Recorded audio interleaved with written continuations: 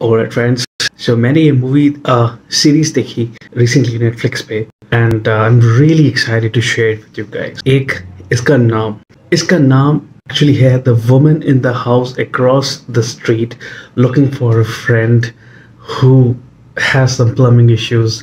No I am just kidding, इतना लंबा नाम नहीं है बट काफ़ी लंबा नाम है। The real name is the woman in the house across the street. यही सीरीज का नाम है, बहुत लंबा नाम है right.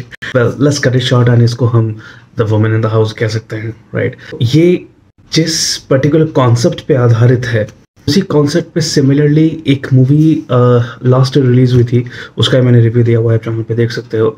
The woman in the window, वो 2018 पे एक नॉवेल थी सिमिलर नाम की, the woman in the window, उस पे आधारित है। हो सकता है आप बोलोगे कि यार तो फिर इसके बारे में एक नई सीरीज बनाने की क्या जरूरत थी। तो मैं बोलूँगा वो लुक एंड फील तो सेम है लेकिन ये सीरीज काफ़ी डिफरेंट है। किस मामले में डिफरेंट है आइए उस बारे में बात करते हैं। तो इसके लीडिंग रोल में है क्रिश्चियन बेल कौन है? आपने इनको कई जगह पे वॉइस एक्टर्स के रूप में ज़रूर जाना होगा, जैसे फ्रोजन बच्चों की बहुत ही फेवरेट मूवी है एक तरह से राइट। वो मूवी में या उस मूवी फ्रेंचाइजी में इन्होंने ही वॉइस एक्टिंग की थी। इनके अलावा एक और बहुत ही पॉपुलर द गुड प्लेस नाम की एक सीरीज़ है, जिनको फिलोसॉफी सब्जेक्ट अच्छी लगती है ज़रूर याद होगा द गुड प्लेस। ये अमेजॉन प्राइम पे आपको मिल जाएगी या हॉटस्टार पे मिल जाएगी, आई एम नॉट रियली श्योर। आप इसको आराम से देख सकते हो और इसके बारे में भी मैंने रिव्यू दे रखा है। तो अगर आपको फिलोसॉफी में इंटरेस्ट है, अगर आपको फिलोसॉफी के बारे में जानना अच्छा लगता है in a very light hearted comedy way, तो हाँ ये सीरीज़ आप ज़रूर ट्राई कर सकते हो, द गुड प्लेस। बट अभी हम बात कर रहे हैं the woman in the house across the street from the girl in the window. ये कंप्लीट नाम, मैं हमेशा नाम भूल जाता हूँ। सो या this is the complete name. अब इसमें भी स्टार्टिंग में ये दिखाया जाता है जो ये कैरेक्टर है Anna, played by Christian Bale. She has a very troubled past. उनकी जो बेटी है वो बेटी काफ़ी एक दर्दनाक हादसे में उनकी मौत हुई है, और वो दर्दनाक हादसा क्या है मैं वो नहीं बताऊंगा, नो स्पॉइलर तरीके से बताने की कोशिश करूंगा। कहते हैं कि वो एक एक्सीडेंट है, ऐसे लेके चलते हैं। और तो उसके बारे में इस एपिसोड में इस सीरीज में बात करी गई है, but I am not going to touch on that. What I am talking about is she had a troubled past and she has her own marital issues. उनकी एक तरह से कह सकते हो कि ड्रिंकिंग इश्यूज भी हैं। So she is a kind of a person जो पेंटिंग करती है, यही उनकी लिविंग है। ऑल्दो पेंटिंग में भी अभी हाथ तंग है, ऐसा कुछ खर्चा वर्चा नहीं आता है। वो क्या करती हैं, टिपिकल एक नूसी नेबर या एक प्राइंग लेडी की तरह वो अक्रॉस द स्ट्रीट जो घर पे कुछ हो रहा होता है उन पे देखती रहती है, नज़र डालती रहती है क्या है क्या नहीं है उनके लाइफ में। और इनकी बहुत बड़ी, एना की बहुत बड़ी एक ड्रिंकिंग प्रॉब्लम है। ड्रिंकिंग प्रॉब्लम मतलब really drinking problem, I mean wine कौन भर भर के पीता है, वो भी like totally bottoms up. My God, इतना तो मैंने कभी किसी को नहीं देखा पीते हुए, not even in the movies और सीरीज। बट ठीक, that's a real issue. Anyway, एक सीन है जहाँ पे वो अपने थेरेपिस्ट से बात कर रही हैं फ़ोन पे, और ये हम एज एन ऑडियंस रियलाइज़ करते हैं कि इनको नॉट जस्ट ड्रिंकिंग इशू है, इनको कुछ मेडिसिन भी प्रिस्क्राइब करे गए हैं, और इनको कहा गया है थेरेपिस्ट से कि इनके डॉक्टर से कि आप अल्कोहल से दूर रहे, ख़ास तौर से अल्कोहल और इन पिल्स को मिक्स मत कीजिए। बट ये वो पिल्स जब लेती हैं तो अल्कोहल के साथ ही लेती हैं, और जबकि थेरेपिस्ट ने कहा है कि जब भी आप ये मिक्स करोगे आपको हेलुसिनेशन होंगे। सो जिसकी वजह से वो काफ़ी चीज़ें देखती हैं जो कि बाद में हमें पता चलता है कि वो उनकी इल्यूजन थी, वो उनकी हेलुसिनेशन थी, वो सच में शायद नहीं हो रहा है। सो बिकॉज ऑफ विच जो उनके साथ चीज़ें हो रही होती हैं, after a certain while you wonder कि क्या ये सच में हो रहा है या ये इनकी हेलुसिनेशन है। एक और चीज़ यहाँ पे दिखाई जाती है कि इनको बारिश से एक फोबिया है, उम्रोफोबिया, बारिश से फोबिया है, बारिश से डर लगता है, जिसकी वजह से जब बारिश में वो बाहर निकलती हैं तो वो एकदम से गिर जाती हैं, वो चल नहीं पाती, अपने ऊपर कंट्रोल नहीं कर पाती, and she drags herself. So basically she has fear of rain also. क्यों है उसके बारे में भी एक बात करी गई है, एक एपिसोड है इसके बारे में। सो इन अ वे उनकी काफ़ी डिस्टर्बिंग लाइफ है, मेस्ड अप लाइफ है एक तरह से। उनकी मेस्ड अप जिंदगी में एक तरह से लाइट इन द टनल, एक होप की किरण के रूप में एक बहुत ही हैंडसम सा यंग मैन उनके अक्रॉस द स्ट्रीट रहने आते हैं। उनकी एक खूबसूरत सी प्यारी सी बच्ची है। इन्हें लगता है, एक होप सा लगता है कि यार हैंडसम लड़का है, बच्ची भी प्यारी है, she feels kind of attracted towards that guy. But होता ये है कि इसके बाद उस इंसान के लाइफ में, उस लड़के के लाइफ में पता चलता है कि उसकी ऑलरेडी गर्लफ्रेंड है।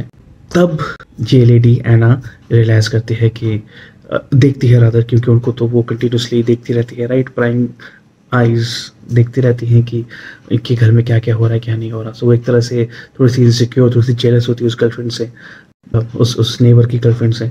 बट इसी तरह से जब वो देख रही होती है तो शी नोटिस कि उस लेडी पे, उसकी गर्लफ्रेंड पे किसी ने अटैक किया हुआ है, जान से मारा, मतलब चाकू घोंपा हुआ है।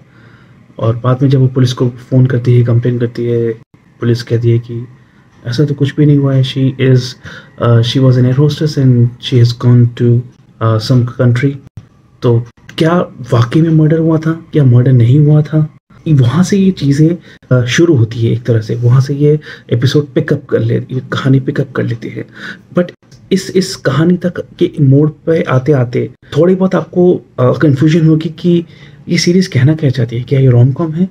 क्या ये एक डार्क ह्यूमर है? क्या ये एक सार्काज़म से भरा ह्यूमर है?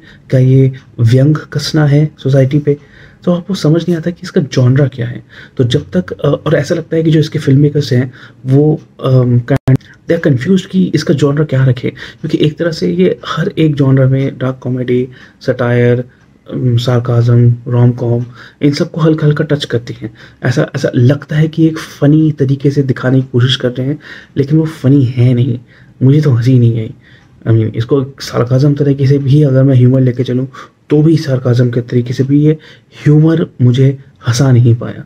सो ह्यूमर वाइज मैं ये प्रोजेक्ट को फेल बोलूँगा, लेकिन जितना मैंने आपको कहानी बताया, उसके बाद ही बताऊँगा, स्पॉइलर हो जाएगा, जितना तक कहानी बताया, इस कहानी के मोड़ पे आते आते ये सीरीज़ थोड़ी सी डगमगाई हुई सी रखती है। और यहाँ के बाद जब ये मर्डर होता है, उस मर्डर के बाद आप वंडर करने लग जाते हो कि यार क्या वाकई में मर्डर हुआ था या ये भी एक हेलुसिनेशन है। Then you start to feel with this person. और यहाँ पे क्रिस्टियन बेल की एक्टिंग वाकई में अच्छी है, she is a good actress, no doubt on that. So उनकी एक्टिंग अच्छी है। Overall production quality, technical direction, everything is good, BGM is good, every aspect, technical aspect में तो बहुत ही अच्छी है। स्टोरी वाइज मैं बोलूँगा यहाँ से इस मर्डर होने से पहले हल्की सी वो एवरेज लगेगी, मर्डर होने के बाद थोड़ी सी मेरे ख्याल से फिल्म मेकर्स को रियलाइज़ होता है कि अरे ये तो एक मर्डर मिस्ट्री का टर्न ले रहा है, so let's keep this series as a murder mystery series, let's make it a whodunit series. इसके पहले थे कंफ्यूज कि ये सीरीज क्या बनाएंगे, और उस पर्टिकुलर मोड के बाद they started to develop the series in a whodunit murder mystery way. वहाँ से ये फिल्म सीरीज थोड़ी सी इंटरेस्टिंग भी लगने लगता है। एक और पॉजिटिव पार्ट बोलूँगा कि ऑल्दो 8 एपिसोड्स हैं, लेकिन इसकी टाइम लेंथ काफ़ी पैक्ड अप है। लाइक 20-25 मिनट में ही एक एपिसोड रैप अप हो जाता है। बहुत ही जल्दी आप एक पूरी की पूरी 8 एपिसोड को क्विकली बिंज कर सकते हो।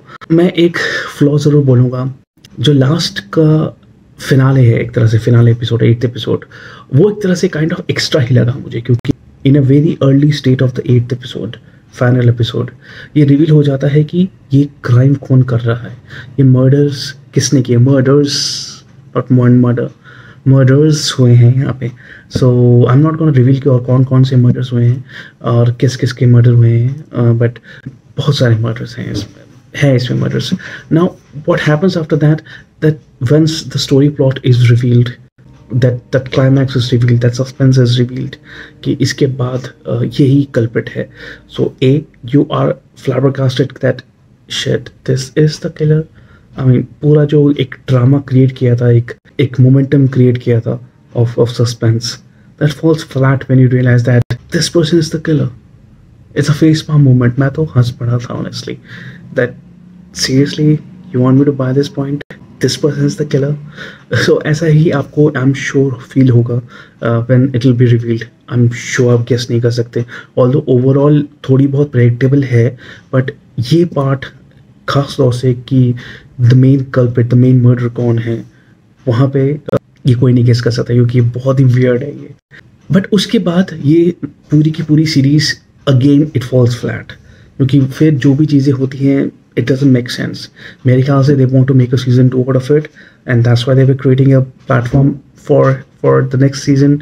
But other than that, मुझे ये last final episode kind of redundant लगा, नहीं भी होता तो चल जाता. But that's my opinion, and I would say that if there's nothing much to view and you have quick 6 hours, you can probably binge around it. Definitely ये आप इसमें कुछ एपिसोड्स हैं, कुछ एपिसोड्स के सीन्स हैं जहाँ पे लव मेकिंग सीन्स दिखाए गए हैं, यहाँ पे थोड़े से बोल्ड कपड़े पहने गए हैं, एंड विजुअली थोड़ी सी हो सकता है आपको इनकन्वीनियंस या अनकम्फर्टेबल लगे अगर आप पेरेंट्स के साथ या अपने बच्चों के साथ देख रहे हो, फैमिली के साथ देख रहे हो. बट या that's only for a few scenes, not the complete episode as such. Other than that, the series is quite bingeable, and I would say it's really a power-packed murder suspense like Sherlock Holmes. But yeah, the suspense part is good, not the humor part. The suspense part is good, और वो आपको engage रखती है, and because it's a short series, you don't really mind that. You let me know अगर आपने series देखी है. So if you resonate with whatever I'm saying, and अगर आप मेरे फेस पहली बार देख रहे हो तो सब्सक्राइब कीजिएगा, बेल आइकन जरूर दबाना सो मैं जब भी कोई वीडियोस अपलोड करूँ आपके स्क्रीन पे आ जाऊँ. That's all me for now. Check out my next video. Bye for now.